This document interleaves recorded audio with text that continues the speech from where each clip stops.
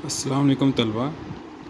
आज हम जमात हफ्तुम मज़मून रियाज़ी के सबक नंबर 8 अलजेब्री इबारतें और उन पर अमल, इसमें दिए गए अलजेब्री इबारतों की जमा, इसके मुताल्लिक़ हम सीखेंगे। इसमें मश्की सवालात नंबर 33 की चंद मिसालों के ज़रिए हम इसे समझने की कोशिश करेंगे। जैसा कि आप जानते हैं कि अलजेब्री इबारत की किस्में हमने पढ़ा है, मसलन यक रुकनी, दो रुकनी, सह रुकनी और कसीर रुकनी। उन्हीं को लेकर आपस में उनके जमा के अमल किस तरह होते हैं हम समझने की कोशिश करेंगे। जैसा कि यहाँ पे मिसाल नंबर 1 है, 9p + 16q 13p + 2q। आप यहाँ पर आप देख सकते हो, यहाँ पे सेमी कोलन लगा हुआ है। यहाँ से ये एक पहला हिस्सा है, ये दूसरा हिस्सा है। आपको इन दोनों के दरमियान जमा का अमल करना है। जमा के अमल में हमारे पास दो तरीका है, एक उफ़क़ी तरीका है और दूसरा उमूदी तरीका है। ज़्यादातर हमारे लिए आसान है उफ़क़ी तरीका। बेहतर है आप भी इसकी अच्छी से मश्क कीजिए। चलिए देखते हैं। 9p + 16q, आप इसको ब्रैकेट लगा दीजिए आसानी के समझने के लिए कि ये पहला रुकन है। उसके बाद 13p + 2q, इन दोनों के दरमियान हमें जमा का अमल करना है। जमा का अमल है तो हमारे यहाँ पर आप देखो, हर एक के साथ यहाँ पर कोई निशानी नहीं लगी हुई है 9 के साथ, तो यहाँ पर जमा होती है ना। यहाँ पर 13 के साथ भी, मतलब सबके साथ जमा का अमल है, तो यहाँ पर निशानियों का हेर फेर कुछ भी नहीं होगा। तो जो जैसा है वैसा इसको लिख देना है। 9p + 16q + 13p + 2q।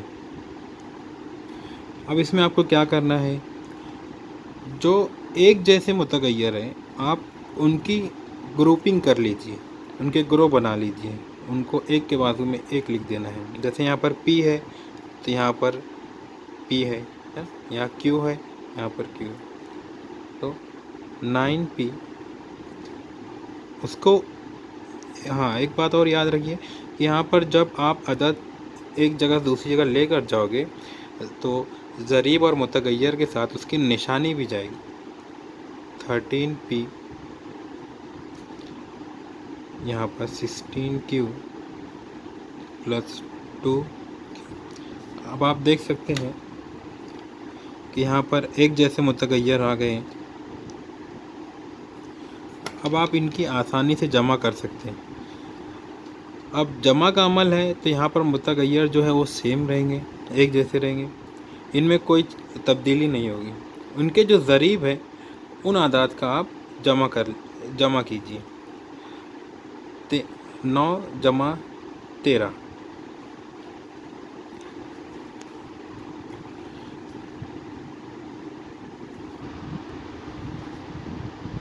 22p = 16 + 2, 18q। अब ये इसका जवाब हो गया।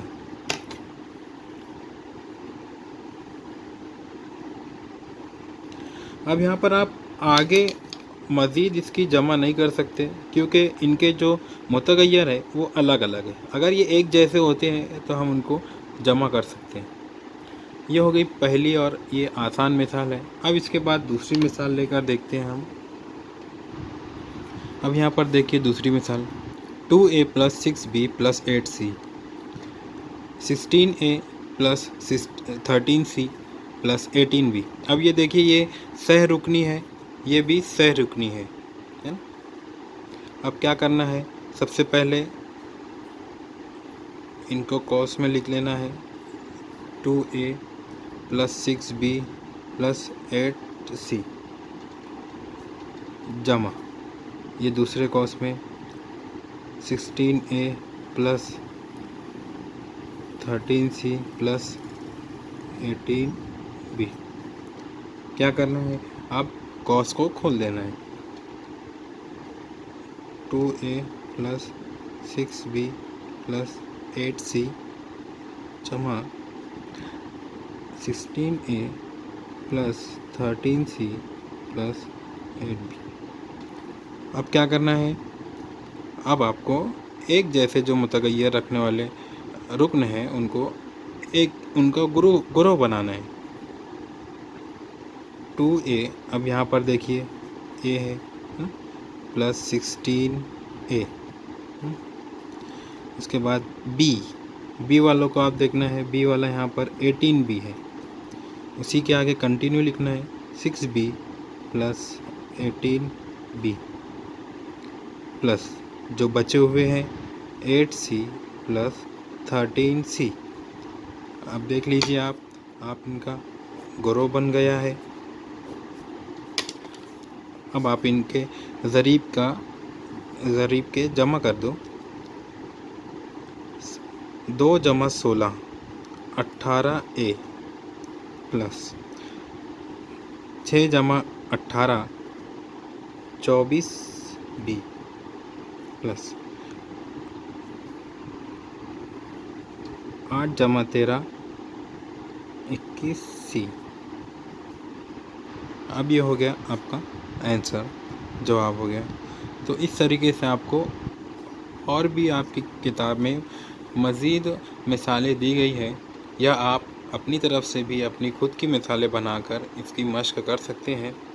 और हम इससे हट कर भी देखते हैं, जैसे यहाँ पर हो चुका 2 रुकनी को 2 रुकनी से जमा करना, सह रुकनी को सह रुकनी से जमा करना। अब हम इस थोड़ा सा हट कर मुख्तलिफ मिसाल लेते हैं। अब यहाँ पर देखिए, ये सह रुकनी को में 2 रुकनी को जमा करना। तो सबसे पहले हमारा काम है उसको कॉस में लिख लेना है।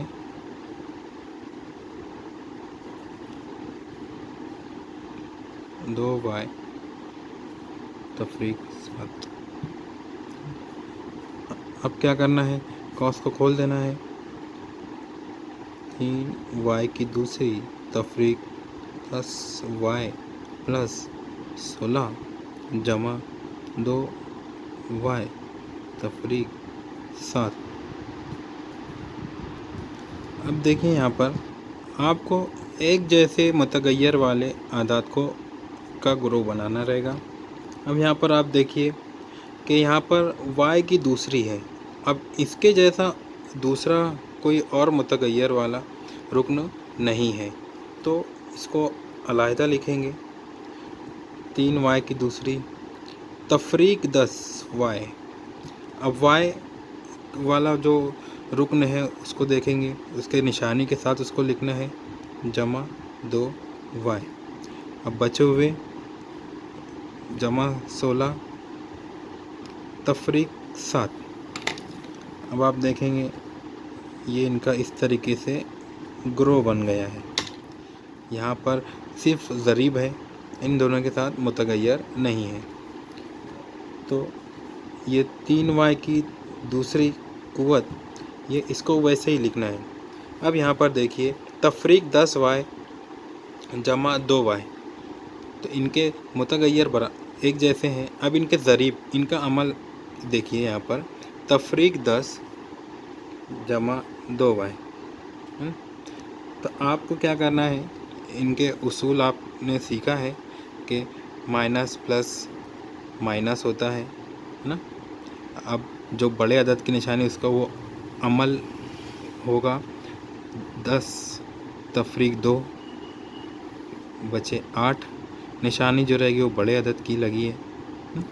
तो इसके कवानीन आपने सीखा है, तो इसको अच्छी तरीके से जहन नशीन कीजिए।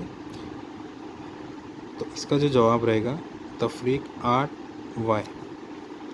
अब यहाँ पर जमा 16 तफरीक 7, 16 जो है बड़ा अदद है, बड़ा अदद की निशानी है जमा, है ना। तो ये आप आसानी से इसमें से तफरीक कर सकते हैं। तफरीक करेंगे तो 9 आएगा। निशानी जो रहेगी बड़े अदद की 9। तो इस तरीके से आपका ये हल हो चुका है। तो मैं समझता हूँ आपको इन 2-3 मिसालों से आपको समझ में आया होगा। तो ये हल करने का तरीका है, आप आगे अपनी मिसालें हल कीजिए।